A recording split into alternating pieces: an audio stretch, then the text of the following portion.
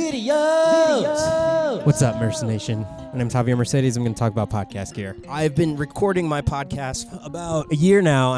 At the time of recording this, I'm at episode 57. And just know that I travel a lot. I do all of my interviews in person. I think I have a lot that I've learned over the past year. Let's get right into it. Don't forget to subscribe. What I normally use on my podcast is the Shure SM7B. This microphone's a little expensive, so I only have two of them. Most of the time, if it's just me and the guest, I'm going to be using this microphone. Obviously, I'm not using it right now because I can walk around and hold this one a little bit easier. I have a whole video on the Shure SM7B versus the Shure SM58 that I will link somewhere on the screen right now. What I normally do is I put that on a Gator Frameworks stand. And the reason I use microphone stands instead of boom arms is because I like having the ability to put the microphone in front of the people like this. There's a whole video that I've made about microphone stands versus microphone boom arms for podcasting in general.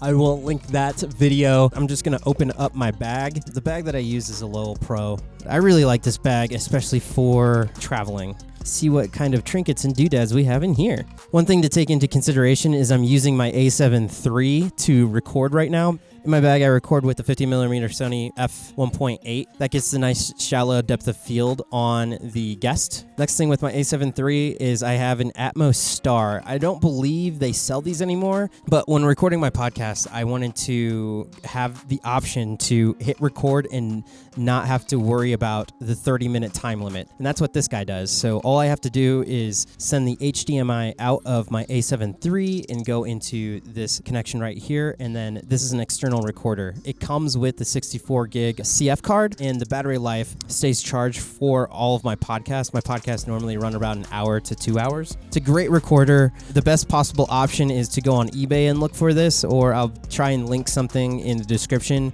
But the next option is to get an external monitor that also is a recorder. And one of the things I will say with this Ninja Star in general is you can't use a external power. All of the things that I use inside my podcasting gear can be remote. I do not need to be connected to power. I also have had problems where I hit stop and the file didn't write correctly to my CF card, but it wasn't too much of a hassle because all I had to do was reinsert the card and it finished off writing that card. I know I have to give you the good with the bad. Still love this piece of gear. We'll always use it. And the great thing about this is it doesn't matter if you have a Sony A7 III or any other DSLR, it can move from camera to camera. If it has an HDMI out, all you have to do is put that HDMI out into the HDMI in. You need one of these mini ones, and you will be able to record for however long you want to, as long as your camera stays on. The Cloudlifter, this adds, I think, about like 25 dB. You correct me if I'm wrong. It adds a lot of gain to the Shure SM7B. I have a whole video showcasing what this can do to your microphone signal, so I suggest you checking that out. I use a Cloudlifter with my Shure SM7B. Right here is what I use to get my master angle. It's a wide angle Zoom Q4N. A lot of people don't know about this recorder because I don't think Zoom really talks about it too much. There's definitely some gives and takes here. One of the great things about this camera is that it is a wide angle and it has the flippy screen. Up until the Osmo came out with their whole flippy whatever they have, this was a really small camera that also had a flippy screen. It's a GoPro-esque type video signal, but for the kind of quality that you get and the whole fact that I can just hit record and not worry about it, I love it. Another option would be just to use a GoPro. Most people have GoPros nowadays, so if you're using a 3-angle type of setup, maybe just use a GoPro for your master shot. I really like this piece of gear. I have two of them just because of batteries, and I've had two of them for a while now. I'll link it in the description if you want to look at what those guys are going for nowadays. The next camera that I use, this is the Sony RX100 IV. One of the main reasons why I use this camera is because you can put a hack on Sony's that allows you to go past that 30-minute mark. I have a whole video on how to put that hack on your camera so you can bypass it. The only caveat is this hack only works with older Sony cameras. This one records unlimited time. It's nice and small, and the signal looks awesome. I mean, it's definitely better than my Zoom Q4N, and it complements my other Sony A7 III. But the main reason why I still use this camera is because I don't have to worry about going and hitting record after 30 minutes into the podcast, which is crucial when you're having a good conversation. Batteries on this guy will go out before the podcast. I use these Bitech battery supplies, and all you have to do is connect this into your multi right here, and then you will have unlimited time to record. Next thing, this is a really cheap tripod, but the neat thing about this tripod, let me zoom out here, it gets really big.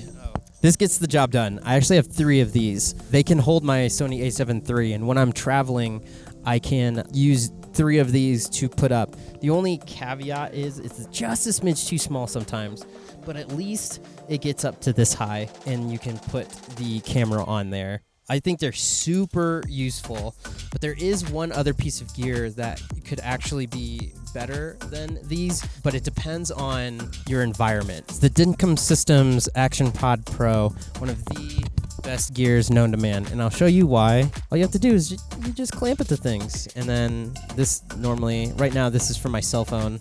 If I want to put my cell phone on something, maybe get a time lapse, but Dinkum Systems ActionPod Pro, all you have to do is literally clip it to anything. This thing is super strong. I have a whole video on this too.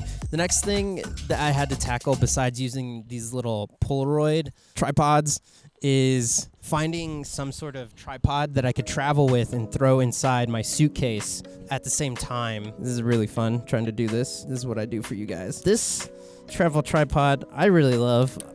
I think it was on sale for Black Friday. That's one thing I will say is if you can wait till Black Friday to buy a lot of your stuff from B&H or something like that, I do that. But PrimaPhoto gear, don't know the exact. I'll just put everything in the description for what it is. When you fold it up, it's small enough that you can fit it in a suitcase. It has a tripod plate. It can hold heavy-ish mirrorless cameras and things of that nature. Yeah, I use the Zoom H6 as my main recorder, and I actually run a cable from this into my other H4n, and I use this as my backup recorder. I have a whole video of why I do that because I've gotten hosed on not running a backup. Please run a backup on your recordings. I'll link the video on how to do that whole setup here on the screen. In this part of the bag, if you can see it, I keep all of my cables inside a little baggie in the bag right here. This houses all of my audio, HDMI cable, other things of that nature. Keep all of your cables in one nice bag. Since I do use a Cloudlifter, I do need 4 cables if I'm having just me and a guest. I use Mogami Gold. Mogami Gold cuts down on getting RF hits or any kind of interference in my audio signal. They are expensive cables, but for me, I mean, look how small this cable is. It's not that big. It just helps to have quality build cables that will last me a really long time. Like I said, I've been doing this for a year now, and I don't want to have to worry about flying to somewhere, getting to that place, and then having my cables be the problem for not recording. Mogami, they make really, really amazing XLR cables. Link in description. I use this Elvid FieldVision. It's a really cheap external monitor, but what's nice about it is it does have an HDMI in and is supplied by Canon batteries. So the big reason why I use a monitor is because when I'm recording my podcasts, you got to make sure that it's in focus. If you are trusting your autofocus on your camera, you have to make sure that it is pulling focus most of the time. The Sony A7 III is amazing at pulling autofocus, but I still don't want to get into my edit bay and find out that my guest has been out of focus for the whole interview. That would be horrible. So having a monitor to look at while I am recording is really important to me. If you're just starting out and you need to build up your gear, just focus on the audio first and then start upgrading your video gear, because I think for the most part people care more about audio, and if you don't get any comments about how bad your audio is, you've won.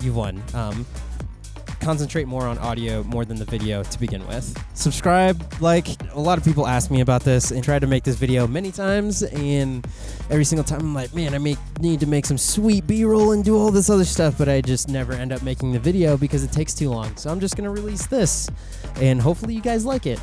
If not, then please find a source of podcasting gear somewhere else. Place. Oh my gosh. Videos! All right. What's up, Merce Nation? It's time for a video about podcast. In gear, My name's Javier Mercedes. I'm going to talk about podcast gear. Let's get into it.